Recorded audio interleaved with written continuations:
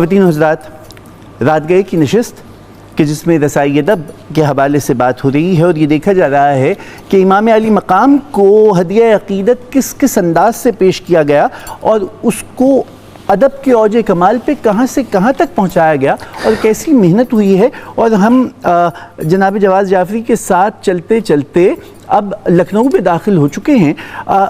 लखनऊ में आप बता चुके कि मरसिया अपने कमाल को पहुँचा है और इसका सबब जहाँ और बहुत से नाम हैं, लेकिन दो बहुत बड़े देव कामत शख्सियात हैं।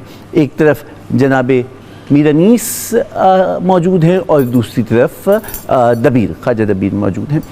अगरचे मीर मोनिस का भी नाम ले लीजिए कि भाई अपने बड़े भाई जैसे नाम तो नहीं पा सके, लेकिन पटियाला घराने की शनाख्त मुजरई खल्क में नाखुन ने क्या क्या देखा वो मीर मोनिस का है। मैं आपसे पूछना चाहूँगा कि इन दोनों जो अकाबरीन मरसियाँ हैं, इनकी बाहमी चश्मक और इन दोनों की अपनी काविशों से मरसिया की जो आज की शक्ल है वो क्या हुई और उसके बाद मरसिया कैसे जदीद मरसिया तक आता है। बहुत शुक्रिया। बुनियादी सवाल है। टी.एस. इलियट का एक मशहूर जुमला है कि हर बड़ा शायर अपने से पहले शायरों के कंधों पे खड़ा होता है। सवाल यह है कि ये दो शायर किन कंधों पे खड़े हैं, तो वो चार कंधे हैं। वो चार शायर जिन्होंने वो तमाम अमारत तामीर करके उसकी फाउंडेशन रख के अनीस और दबीर को दी। मैं उनसे चाहूँगा कि अपने देखने वालों को मुतारिफ़ करवाया जाए। उनमें एक तो उनके वालिद हैं खलीक, एक हैं फसी, एक हैं मीर ज़मीर और चौथे हैं चन्नू लाल दिलगीर।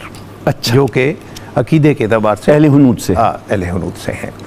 ये चारों शायर जो हैं, ये मरसिया जो दक्कन से चला और अपनी शनाख्त की तलाश में था, हैत मिल गई थी, लेकिन वो जो मरसिए के 9 हिस्से हैं जिन्हें हम चेहरा, सरापा, रुखसत, आमद, उसके बाद रजज़, फिर अपना जंग, शहादत, बैन, दुआ कहते हैं, ये अभी मुकम्मल नहीं हुए थे। ये इनके इब्तदाई आसार जो हैं इन चार शायरों के यहाँ नज़र आना शुरू हुए और उन्हें अनीस और दबीर को वो बुनियादी ढांचा मिल गया जिस पे मांस और गोश्त इन्होंने चढ़ाना था।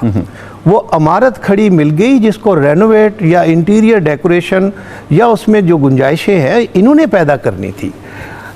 ये दोनों शायर, अगर वो चार शायर ना होते तो ये दो शायर भी ना होते।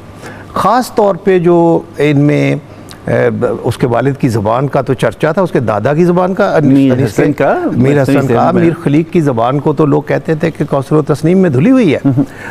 और ये जो ज़मीर थे ये आतिश के शागिर्द थे, नासिक के। यही वजह है कि इनकी ज़बान में उलझाव है। फिर ख़ुद दबीर भी उन्हीं के शागिर्द थे। अगर ज़मीर ना होते तो जदीद मरसिया भी ना होता। वो जो मरसिया की तहरीक पैदा हुई लखनऊ में वो ज़मीर ने की। वो जो अज्ज़ाई तरतीब मरसिए में आई है, 9 हिस्से जो हैं अपनी तरतीब के एतबार से वो ज़मीर ने किए हैं। तो इस तरह ज़मीर का बड़ा काम है। जहाँ अच्छा अनीस का भी बहुत काम है और दोनों के दरमियान आप जानते हैं कि एक तरह की एक मासराना चश्मक भी मौजूद थी उस ज़माने में। वो कहाँ नहीं थी, वो तो गालिब और ज़ौक़ के दरमियान में भी थी, आतिश और नासक के ज़माने में भी थी, सो इनके दरमियान में भी थी। अच्छा, वो लखनऊ का माहौल था। नवाब हैं, उनके दोस्त हैं, उनके हरीफ हैं, दुश्मन नवाब हैं। अच्छा, अब उनके मसाहिब हैं, हवारी हैं, वो हवा भर रहे हैं नवाबों के अंदर। अगर उन्होंने परिंदे पाले तो परिंदों की तारीफ़। अच्छा, ये चलता था, उधर वो करते थे। तो इनके फैंस भी दो मंडलियों में या टोलियों में बैठ गए थे। इनको शिबली ने एक को अनीसी और दूसरे को दबीर का और ख़ुद मार के यानी मुआज़ने अनीस और दबीर का मंज़र पे आना और शिबली का उसे लिखना इस बात की गवाही है कि वो किस तरह का यानी ऐसे लगता है जैसे सब लोग मद्दे मुकाबिल थे, जबकि ऐसा नहीं था। अगरचे अनीस थोड़े से तेज़ मिजाज थे, लेकिन मुकाबले में दबीर बिल्कुल दरवेश सिफत थे।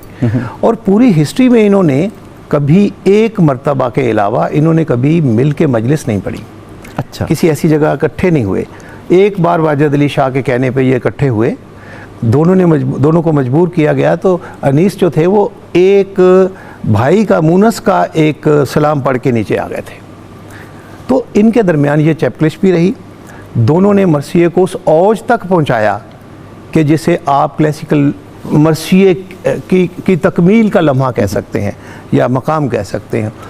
अनीस का तज़किरा इसलिए भी ज़रूरी है कि अनीस जो है वो मैं समझता हूँ कि दुनिया के सारी ज़बानों से 1 दर्जन शुरा की अगर मैं लिस्ट बनाऊँ तो उसमें अनीस स्टैंड करेंगे। मैं आपसे जल्दी से एक सवाल पूछ लूँ, अनीस ने कितने मरसिए लिखे?